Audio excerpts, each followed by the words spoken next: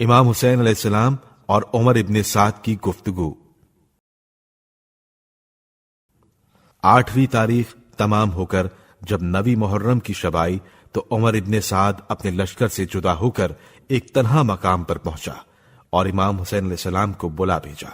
آپ تشریف لے گئے اور یوں گفتگو ہوئی۔ عمر ابن سعد: اب تو آپ نے اہل کوفہ کی بے وفائی اور عہد شکنی اپنی آنکھوں سے دیکھ لی۔ امام حسین علیہ السلام: جس نے خدائی کاموں میں ہمارے ساتھ مکر کیا تو ہم اس کے مکر ہی پر اعتبار کریں گے، کیونکہ وہ بظاہر خدا کا طالب ہے۔ عمر ابن سعد: اب جو معاملات ہونے والے ہیں وہ سب آپ کے پیش نظر ہیں، اب آپ کیا تجویز کرتے ہیں؟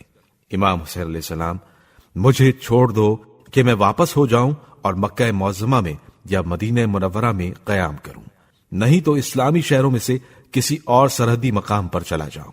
یہ جواب سن کر پسر سعد کو کسی قدر اطمینان ہوا اور صحبت برخاست ہو گئی۔ دوسرے روز ابن سعد نے امام حسین علیہ السلام کی گفتگو کا حال ابن زیاد کو لکھ کر بھیجا۔ جب یہ خط وہاں پہنچا تو شمر ابن ذوالجوشن اس وقت دربار میں حاضر تھا۔ اس نے ابن زیاد سے کہا، اگر حسین بغیر بیعت کیے یہاں سے نکل گئے تو یہ بات ان کی قوت اور تیری کمزوری کی دلیل ہوگی۔ عمر ابن سعد کی رائے ہرگز منظوری کے قابل نہیں۔ سنتا ہوں کہ اس نے حسین سے سازش کر لی ہے اور رات کو بڑی دیر تک باہم صلاح مشورے ہوتے رہتے ہیں۔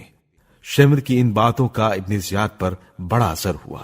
اسی وقت اس نے ایک خط نہایت سختی کے ساتھ عمر ابن سعد کو لکھا اور اس میں یہ تحریر کیا کہ میں نے تجھ کو وہاں لڑنے کے لیے بھیجا ہے، نہ کہ مصالحت کی گفتگو کے لیے۔ بس اگر حسین میرا حکم مانے تب تو ان کو میرے پاس بھیج دے، ورنہ ان کو قتل کر دے۔ ان کی لاشوں کو پامال کر ہاتھ پاؤں کاٹ ڈال۔ اگر تجھے اس سے انکار ہو تو ہمارے کام سے علیحدگی اختیار کر اور فوج کا تمام انتظام شمر کے سپرد کر دے۔ ہم نے اپنے مناسب احکام اس کو دے دیے ہیں۔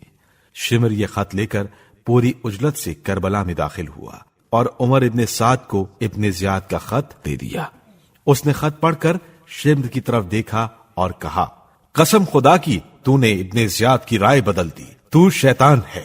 تھوڑی دیر دونوں میں بحث رہی، پھر شمر نے کہا، ان باتوں سے کیا فائدہ، یہ بتا کہ تیرا کیا ارادہ ہے؟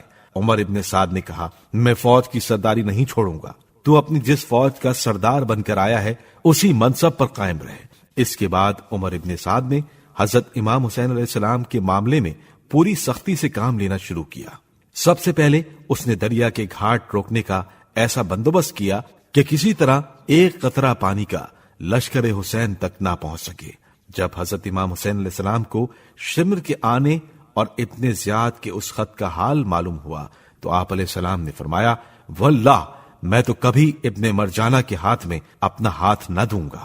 اس کے بعد آپ علیہ السلام نے تمام اصحاب کو علیحدہ ہٹ جانے کا حکم دیا اور صرف حضرت عباس علیہ السلام اور حضرت علی اکبر علیہ السلام کو ہمراہ لے کر آپ علیہ السلام ایک طرف کو چلے گئے اور وہاں پسر سعد کو طلب کیا۔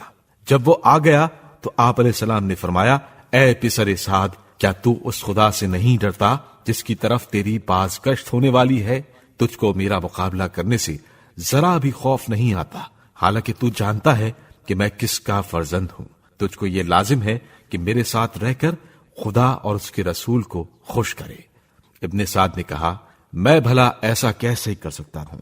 ابن زیاد تو میرا گھر بھی کھدوا ڈالے گا۔ امام علیہ السلام نے فرمایا، اس کی کوئی پرواہ نہیں، میں تیرے لیے اس سے بہتر گھر بنوا سکتا ہوں۔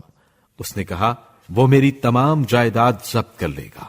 آپ علیہ السلام نے فرمایا، کچھ پرواہ نہیں، میں تجھ کو یہ تمام چیزیں فراہم کر دوں گا۔ اس نے کہا، وہ میرے اہل و عیال کو برباد کر دے گا۔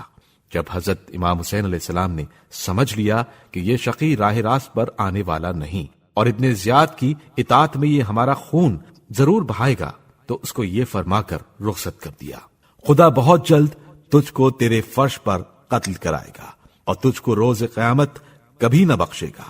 خدا کی قسم، مجھے امید ہے کہ تجھے عراق کے گیہوں بہت ہی کم کھانے نصیب ہوں گے۔ یہ سن کر پسر سعد بطور تمسخر کہنے لگا، اگر گیہوں نہ ملیں گے تو میں جو پر بھی قناعت کر لوں گا۔